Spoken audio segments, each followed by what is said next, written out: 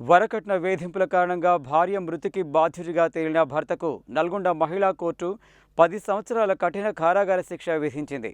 2015లో Kattangur police స్టేషన్లో నమోదైన ఈ కేసులో నిందితుడు సూరారపు సైదులు ఎర్రసానిగూడెం గ్రామం కట్టంగూరు మండలానికి చెందిన వ్యక్తి దోషిగా తేలడంతో మహిళా కోర్టు కమ్ 4th అదనపు జిల్లా మరియు సెషన్స్ న్యాయమూర్తి ఈ తీర్పు వెలువరించారు.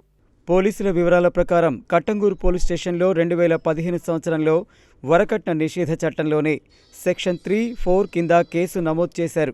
విచారణ అనంతరం నిందితుడికి ఐపీసీ సెక్షన్ 304(b) కింద 10 సంవత్సరాల కఠిన కారాగార శిక్ష విధించిన కోర్టు వరకట్న నిషేధ చట్టం సెక్షన్ 4 కింద 6 నెలల సాధారణ జైలు శిక్షతో పాటు 5,000 జరిమానా విధించింది.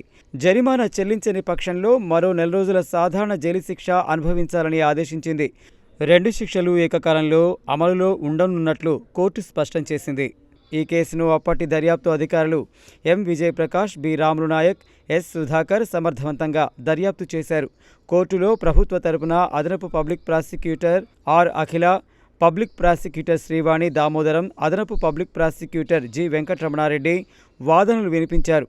ఈ సందర్భంగా జిల్లా ఎస్పీ శరత్చంద్ర పవార్ మాట్లాడుతూ మహిళలపై జరిగే వరకట్న వేధింపులు, గృహహింస వంటి నేరాల పట్ల పోలీసులు రాజీ పడే ప్రసక్తే లేదన్నారు. మహిళల భద్రతకు భంగం కలిగించే వారిపై చట్టపరంగా కఠిన చర్యలు తీసుకుంటామని, బాధితులు నిర్భయంగా పోలీసులను ఆశ్రయించాలని సూచించారు.